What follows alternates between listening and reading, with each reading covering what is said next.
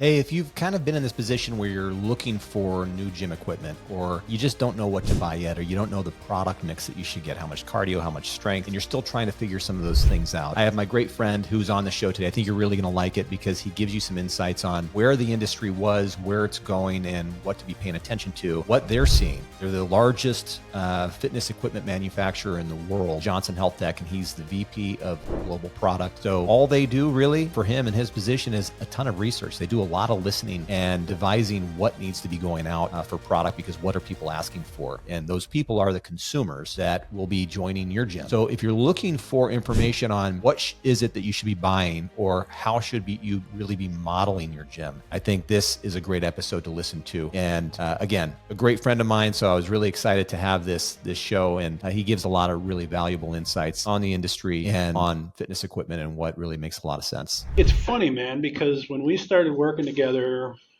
well, that's got to be, we worked together, It's what, 18 years? almost 20 years ago, man. I It was was going to say 2006. 19 years ago. Yeah. It was interesting because the industry back then, as we would go into clubs, we'd go to trade shows. We were The working Olymp- we were we loading were, equipment on yeah, the trucks and unloading them. yeah, it was crazy how much our organization has changed, but the industry itself is interesting because back then, when I started, the trend and the commentary was the elliptical trainer is going to make the treadmill obsolete. Mm. It's like, oh man, the elliptical is blowing it up. The cross trainer, it's this low impact movement. Nobody's going to ever want a treadmill again because this is the better way to move, right? You and I'd go into gyms, whether it be in Europe or Asia or here in the States, and I kind of laugh because back then it seemed like people would go to gyms for multiple reasons, but the notion of putting in hardcore work wasn't as large a part of the equation as one would have assumed, right? There was the social aspect. There was, people dropping kids off at daycare to Mm-hmm. get time to let their mind clear. But I would walk around and see a lot of people read magazines back in the day on the plexiglass reading racks that they would mount to their consoles, and they were reading magazines, and it was like, you're not moving fast enough to get your heart rate up. I don't know what benefits come in Oh shit, physiologically. you can't even read if you're moving fast enough. Correct, correct, Your eyes correct. can't. You can't do it, Yeah. right? So then back then it was like we used to joke around, it's like people go to the gym to read magazines and hang out because they're not really sweating that Or much. catch up on Oprah. I mean, Dr. Phil, Yeah, whatever Dr. your Phil was. whatever your poison is. Yeah. I think what's changed so much is that obviously back then it was, oh, the elliptical is going to turn the industry on its ear and everybody's got to have, different variants. I started to see a change in terms of people's behavior. So that was, call it 18 years. I'll be 21 years here on Monday.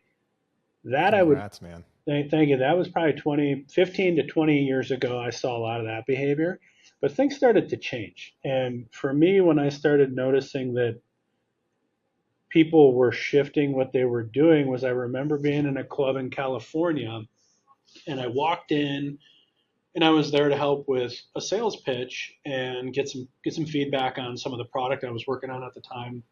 And I was taken aback by the amount of Stairmaster step mills that this particular gym had, right? Coincidentally, we were working on what has now become our climb mill. I think at that point in time, we were pretty close to launching our offering, and so it was refreshing for me to walk in and see kind of the breadth Yeah. of the number of products. I was like, okay, good, because at the time Stairmaster had a lock on the patent. Nobody else could compete in that space. We were the first fast follower in that category, and are now the global market leader in terms of units shipped. I think our first year we had predicted several hundred units shipped globally, and we decimated that number. And Well, it was a better design. It looked a lot better. It was more ergonomic. yeah, and it was much friendlier to work on from Yeah. a service tech perspective. Yep. But All the kind of sweat and getting stuff that gets in there. correct. But Yeah. getting back to it is like I remember going into this gym and going, "Whoa!" And it was a well known prominent chain.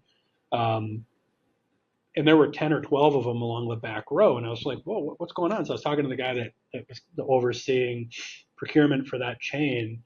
And he said, yeah, we're getting to the point where we used to put two in a facility. and they're slammed. He's like, it's just kind of out of nowhere become like they're very popular and they're hard workout, right? They became very popular, and he's like, that's kind of the footprint that we're doing moving forward, and then we're putting, 10 to 12 of these things in every gym.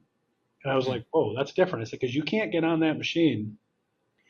You can go at a very entry level, in terms of your resistance, fake it. But realistically, if you're doing anything above, Hold on to the side. Hold on to the rails as you're walking up the it, stairs. it's harder to cheat Yeah, though than it some of is. the other things. And he's like, people get on it and they work hard, they get off.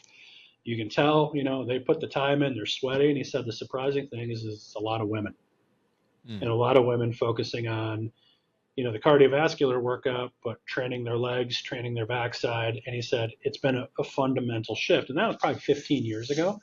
And I think what we're seeing, to fast forward to today, is that has taken off, that idea of the shift of people not being afraid to actually sweat when they work out. That's a fundamental shift that happened and has been happening.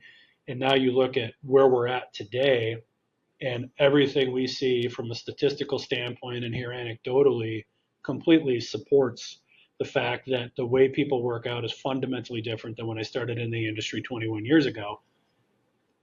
People are buying less cardio on the facility side, and I'm not just talking gyms. I'm talking, when we look at In general, like when you guys look at your revenue. everything, Yeah. everything. But even it's really really interesting when you think about how gyms kind of set the tone, right? And obviously here in the U.S. and really globally, the demographics have shifted so much. Where you've got boomers here in the states, you've got Gen Xers like me, and you've got the folks behind us, the kids that I keep telling to get off my lawn, right? I'm an old crabby man now. Um, the way they work out is so fundamentally different for so many reasons, and it's backed up by gyms are shifting what they purchase. There's a significantly larger investment being made in strength equipment, and our mix. You talk to different manufacturers, and it's like, well, we're not selling as much selectorized or single station. We don't see that based on some of the key accounts that we sell into. There's still a need for selectorized to appeal to, call it the entry level or less experienced exerciser. Our selectorized sales have not been impacted negatively. Mm. But the, the health clubs now, when you go into them, you're seeing mainline gyms, HVLP operators that are putting in, rows and rows of racks with platforms. Mm. You're getting, rigs for functional fitness. We've got a whole line of Connexus, updated Connexus series that we launched last year that plays right into that functional area, which are, compound movements. They're more difficult. They're not something that your average beginner is likely going to walk up and really even know what to do. But the fact that the series, Connexus, for example, for us, the growth last year was tremendous. We have HVLP accounts that cater to new member joins and inexperienced users that are placing that type of product because people can go to their phone and watch TikTok, they can watch YouTube, and they can get ideas and figure out how to use How to it. do And it. more importantly, they want to use it. They want to get an aggressive workout. And when we go to universities like we have in town, it's outfitted with a bunch of matrix stuff. The kids coming up today, man, like when you and I grew up, we were multi-sport athletes, right?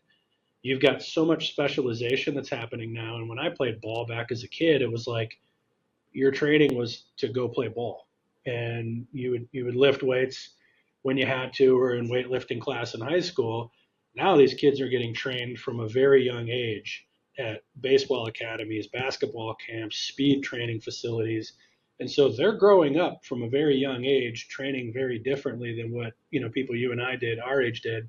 So when they get in and graduate up to, going to college, and they're making their college decisions, they're walking through some of these, student rec centers that are outfitted like, what a pro athlete's Yeah. training facility would be, and they sign up based on that.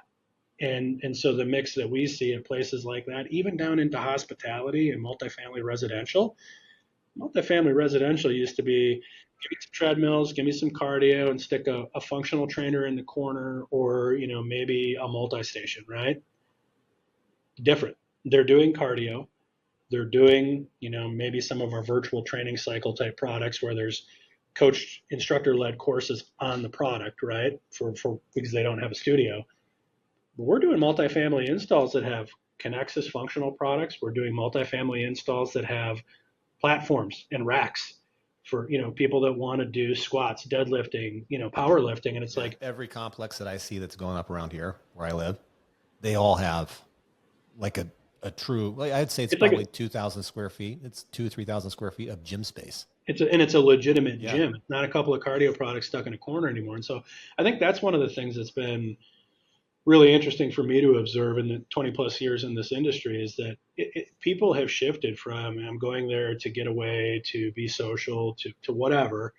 But there wasn't a really, the average Joe wasn't putting a heavy emphasis on getting a sweat on and really getting an aggressive workout in. To that's become the norm. And what we see in our data is, that's what I was going to ask you. Is it, and anecdotally, you hear about it, our strength category on a unit volume sale perspective outsells our cardio globally now. And we are Matrix is the other way around massively. So, 15 years ago, even call it even 5 to 7 years ago, our mix used to be 65% cardio, 35% strength. No, excuse me, 65, 30, and then like 5% group X and other.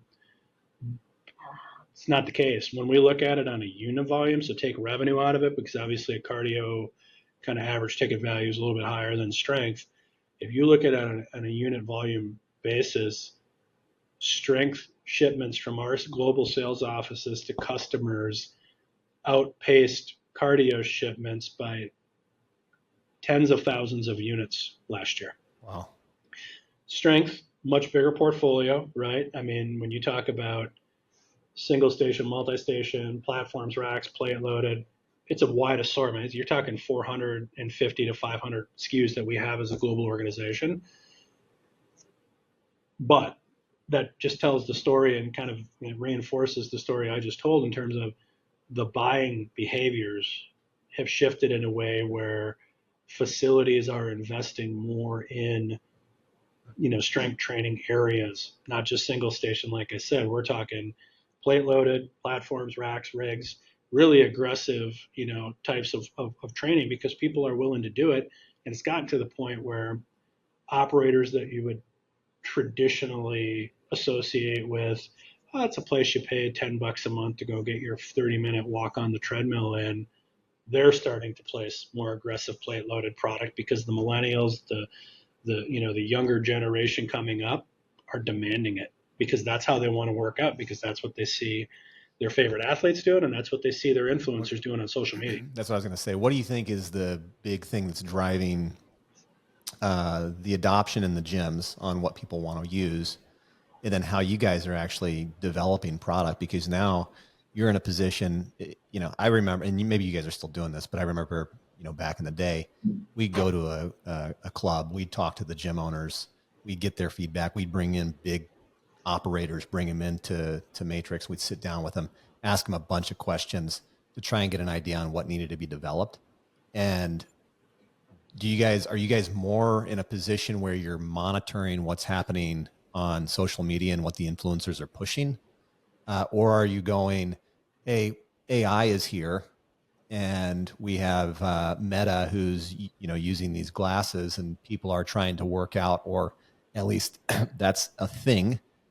Whether it actually goes anywhere or not is something totally different. Are you paying attention to those categories where people are trying to have these semi in real life experiences, where they've got a virtual person or a virtual coach and they're wearing goggles and they're lifting their virtual weight or they're lifting weight that they've got in their room? That, to me, like, I've seen that stuff and it had its moment, but it doesn't seem like it's done much. So where are you guys headed with this stuff? We still talk to a lot of the operators. Really that's where our first line of interaction starts, because they're hearing directly from their members about the influencers, what's going on in social media. We even have had operators come to us that they want to incorporate filming friendly aspects of our equipment, meaning when they've got people in their facilities working out that want to do selfies, they want to take videos and they want to post them to TikTok, they want to encourage that behavior. Not everybody does, but some do because it helps prop up, their facility, right? So we still start with and engage with the operators because they're bringing a lot of that back to us. That said, we see what's going on social media. We hear a lot about it from multiple different avenues. Um, so we are paying attention to all of that. And I think a lot of that does funnel the change in behavior, or fuels the change in behavior, because there are so many younger people going into facilities today.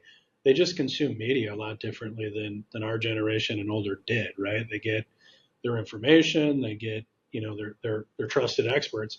It's just a different group of trusted experts than what I grew up with, right? I mean, I personally don't go to TikTok looking for advice on anything, but they do. And so we acknowledge that, right? And it does fuel what happens in the industry. In terms of AI, it's obviously it's legitimate. There's no doubt about it. Our industry has a pretty good history of gravitating towards buzzwords and latching onto them without, kind of understanding really maybe even in some cases what it is, because I think personally machine learning and AI get conflated a lot of Oh times. yeah. And so you're talking about it and it's like people talk about and they reference AI and really what they're referencing is machine learning. And it just goes to show that we're still at the infant stages in this whole thing. Talking about things like Meta and virtual goggles, I don't see it. I've never seen it. I personally sweat too much to ever want to engage with anything like that. No, you want to Like, borrow the ones that the desk is handing out to all the other customers, man, yeah, don't you? Yeah. I You don't just spray it down like the bowling alleys do. Yeah, right. I don't see that going anywhere. I shouldn't say that. I don't think you're going to fast forward out a couple of years and go to gyms that have a bunch of goggles for people to do workouts in. Some might try it and it might be successful in pockets. I don't see it being mainstream. You know what I mean? AI, machine learning, in terms of fueling an operation in different ways, absolute legitimacy to that. Probably not in the ways like you just spoke about the virtual goggles, right? Like, I think it's going to be back of the house stuff. I think the thing that's been surprising to me is prior to COVID, we have a digital training platform called Engage 360. The reason that we built it was really to help digitize, the file cabinet full of cardboard cards that people wrote their workouts on and trainers used to reference, right? And so the whole idea behind it was we want to give facilities a digital tool that allows their trainers to engage with more people, right? So that maybe you're having a meeting once or twice a week instead of multiple times per week, but you're still able to prescribe and track what the users are doing so that you can build a bigger client base, as a trainer generate more revenue, and as a facility generate more revenue, but actually drive better results because you're seeing off of the machines, strength and cardio, what did these people actually do, right? That was the whole premise. And we were told in the early development phases of that, listen, I don't want my people being replaced by robots. I don't. I won't buy it. I won't do it. You get into the COVID era and the post-COVID era of employment being a challenge for certain positions, and it's done a 180-degree switch, where now we're being told we can't, like, more of our customers are asking for, is that going to be AI driven?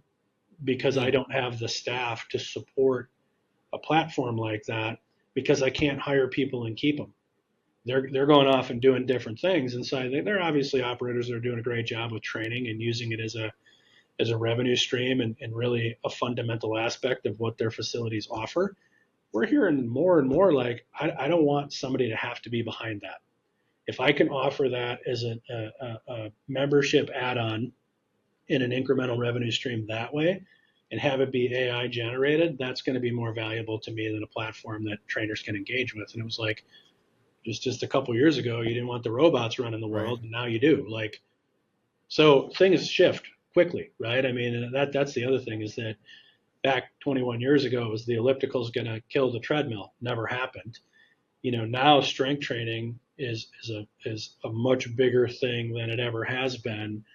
There's definitely still a place for cardio, but the changes are happening so much more rapidly than they did before, where you see this gradual evolution to boom, this has changed, boom, this has changed, boom, this has changed. What used to take 10 years is now, hey, 3 years later, like we want the opposite of what we asked for 3 years ago. So it's a different world we're living in, but it keeps it exciting and it keeps us as product developers on our toes in terms of what are people asking for? Why are they asking for it? What can we do to help add value to their business? What's the percentage mix that like gym owners are listening to this, right? So some of them are trying to figure out what's their next play on buying equipment, and some of them are new gym owners. Excuse me. So they're in a position where they're going, well, how much of each product do I need? And, if you were to go in and design a gym based on the feedback you're getting from current operators, and you guys have all the data, right? Mm-hmm. I mean, you've got the data on these users, how much they're using the treadmills. It's kind of hard to tell how much they're using the strength equipment unless everybody's, swiping a fob. But you've got the data on this. So what would you say is the percentage mix of people using, if you were to build out a gym, how much strength equipment, how much group equipment, how much cardio equipment would someone get by percentage? That's a great question. What I do know is that some of our largest partners have gone through some of these studies and done some dramatic changes to their footprints. And what we're realizing is that, the rumor that cardio is dead was maybe oversold a little bit, because some of these operators that we work with did an initial round of data gathering, made some changes to the equipment mix, and now realize maybe they went a little too far, especially with the treadmill category.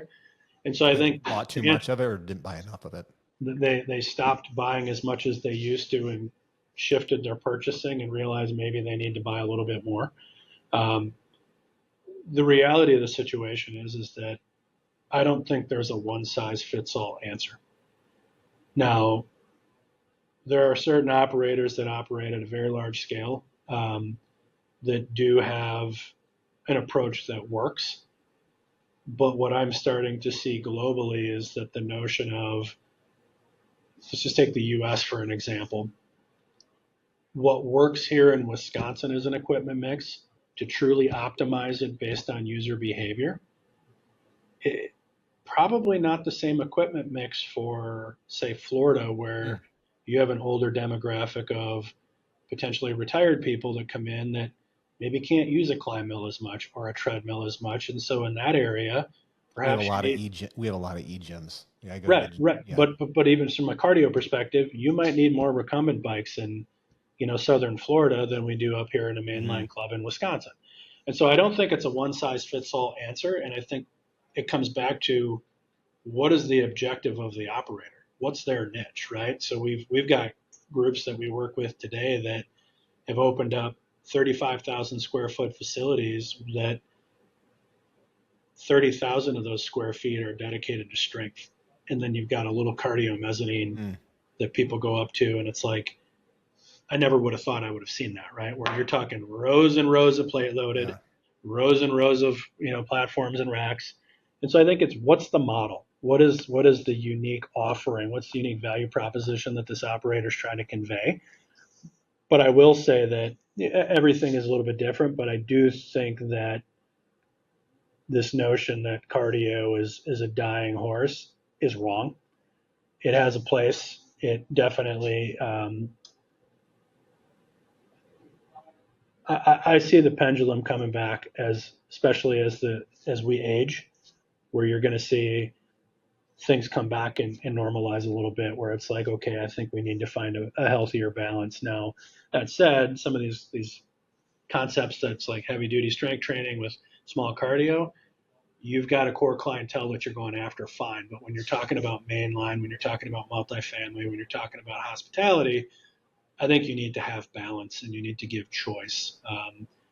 because even the college kids today that are doing, deadlifts and squats and dumbbell bench presses, they're eventually going to end up having to tone it down as father time sets in and look for things that are more applicable to that age group. Right now, I'm not saying that everybody that ages out can't do that stuff. Don't take it that way, but there's going to be balance there, and I think that's what we'll see moving forward. Is that the pendulum is really hard to, um, aggressive strength training for a reason, and I think we're kind of recalibrating around that.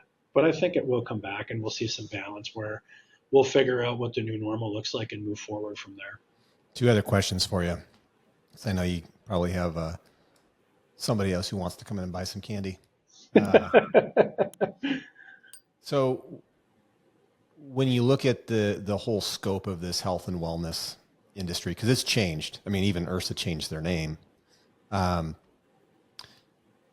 You've got integrative health, which has become kind of like a big thing. You got a lot of small little shops that are opening up that are not necessarily fully integrative health, but they'll do IV drips and some of these other things. Yeah. You're probably seeing this even pop up near you. Yep. How is that impacting the way gyms are buying equipment? Or is there something that you guys are looking at and going, how can we help that cause? Or how can we help them be more holistic as a facility or as an operator? Yeah, good question. To be honest, I think we're in just at least as it pertains to my team, we're really in the monitoring phase and kind of understanding what's out there, because we do have what you're describing. Those facilities have popped up right around our offices here in Wisconsin, and I don't know how to answer that in terms of what is the impact on like our business. I really don't know right now. I would say that we clearly keep an eye on things like that. I don't think it's had a direct impact today in terms of opening up new business or impacting the health club market in the area.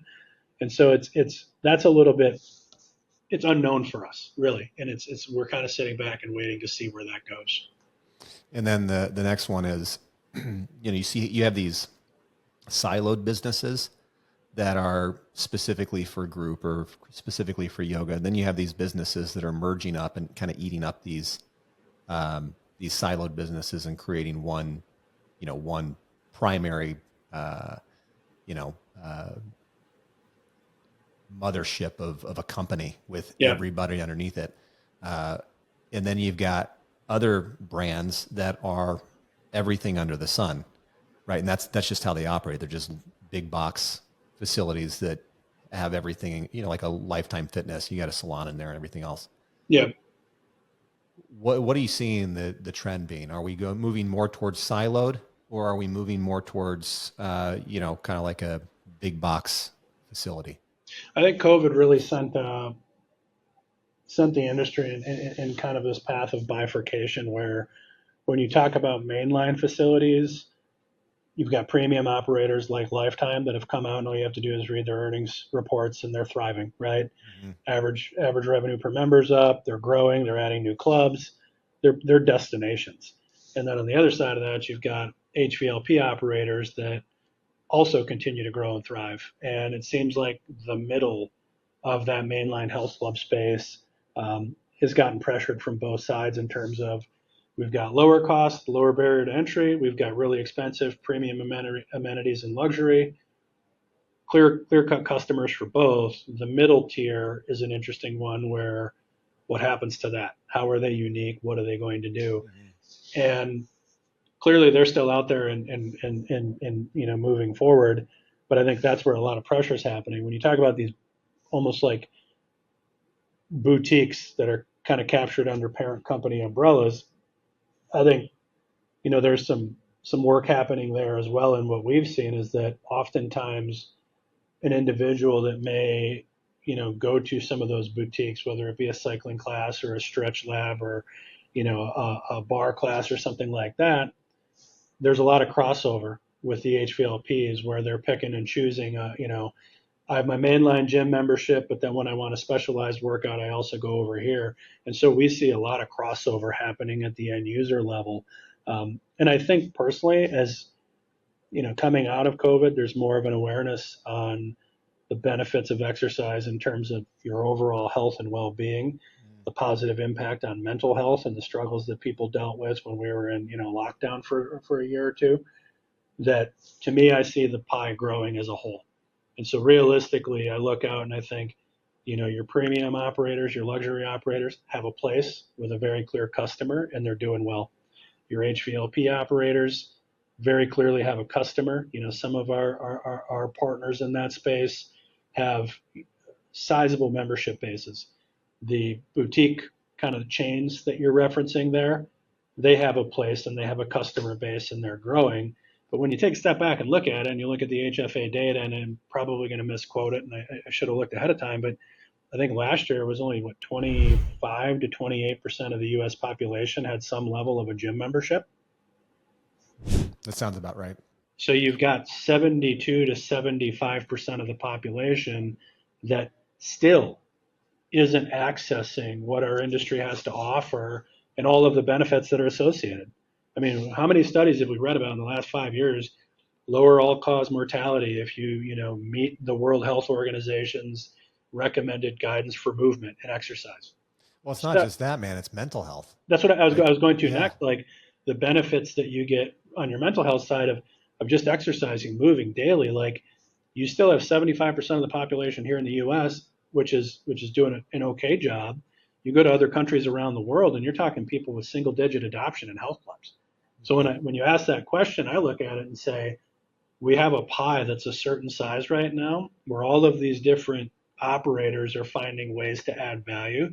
I think the middle that I talked about getting crunched, they'll be okay. They just have to, figure out where do they play in the space as you're getting pushed from both sides.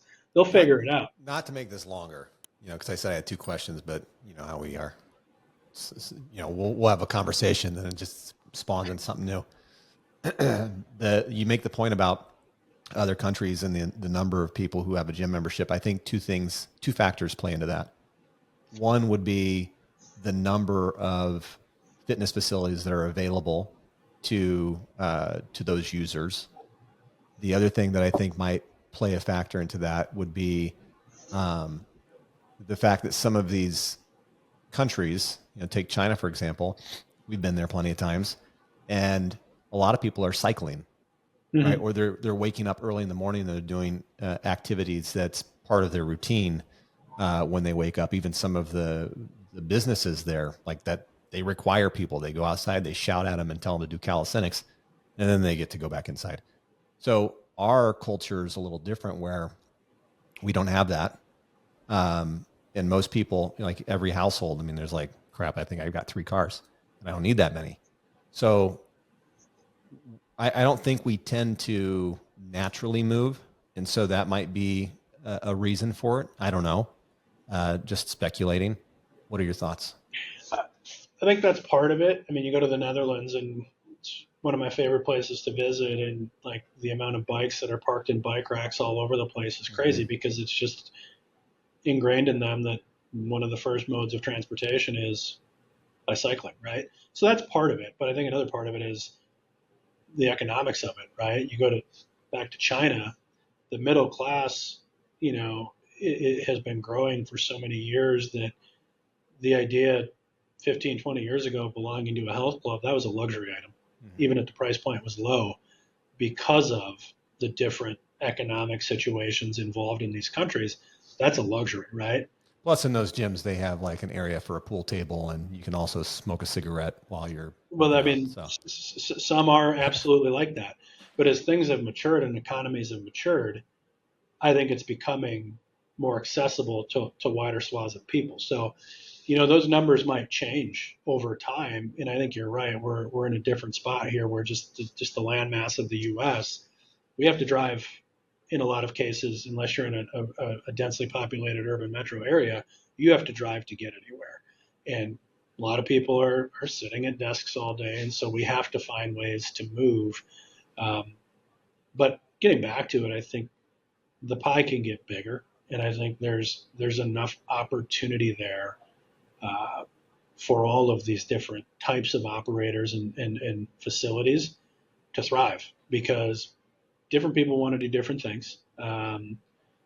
As this younger generation comes up, it's going to be really interesting to see how that evolves over time in terms of they're doing a lot of the aggressive powerlifting in, student rec centers and colleges today. How does that evolve over time, and how does that change the landscape of the facilities that come up to support it, right? But I think overall there's room for everybody, and I hope it grows, because the more people we get engaged, the better off we all are from a health and well-being perspective, physically and mentally. And that's really what we're here for, man. Like, it's, yes, as a company that sells fitness equipment, absolutely, I want more doors to open, because it gives us an opportunity to sell more stuff into those doors. Yes. But at the end of the day, we really are providing access to things that truly make people's lives better. It makes them healthier. It keeps them living longer. It keeps their healthy lifespan. It increases that, so you can go out and play with your grandkids, and feel good doing it longer and later into life. And I think that's really what is remarkable and awesome about what we do in our industry, is we can change people's lives. We can do that every single day on the operator level. We're working with partners and equipment, on the equipment side, to put together programs that literally can change people's lives by getting onto a treadmill, working on a piece of strength equipment. It can make them healthier. It can make them happier. It can make them live a little bit longer. And not every industry can say that, man. I look at that and go, you and I both over the years have had plenty of good beers together. They can't make a couple burned back hairs. Yeah, I mean, there have been some things, but it's not like those industries can look and say, I'm changing people's lives for the good, right? I'm making people healthier. I'm making people live longer. And there's something satisfying in being a part of that. Yeah, man, I think it's the only thing that I feel good about selling. Like, I don't ever feel bad about selling fitness. And I don't ever feel bad about, like, having a conversation with someone who's not sure if they want to join a gym and continuing to push, because at the end of the day, it's good for them. Yeah, 100% agree. I'm not wired in a way where I could go sell some of the other stuff that's out there and feel good about making a living off of it, right? I mean, I can go home every day and realize that we're not perfect by any stretch, but we're playing a little role here in making people's lives better, whether it's a piece of equipment that somebody that needs a 30-minute break from their kids when they're at a gym, hey, we're enabling that, right? Or if we're helping an operator create unique experiences that pull more people into the doors, which makes for a healthier population, I think that's a very rewarding thing to be a part of. Yeah, thanks for coming on, man. I mean, it's aside from having you on here, I mean, part of the reason is I don't get to see you. I've got to drive all the way up to Wisconsin to see you. And it's cold, right? It's cold as hell. I'm not going up there right now. But I can get you on the phone and we can talk, and that's nice, man. But always seeing you is even better. Yeah, I appreciate it. Likewise, Benzo. Yeah, it's good talking with you, man. All right, I got to duck to another meeting. Take care of yourself. All right, you too. See you later. Man. Bye.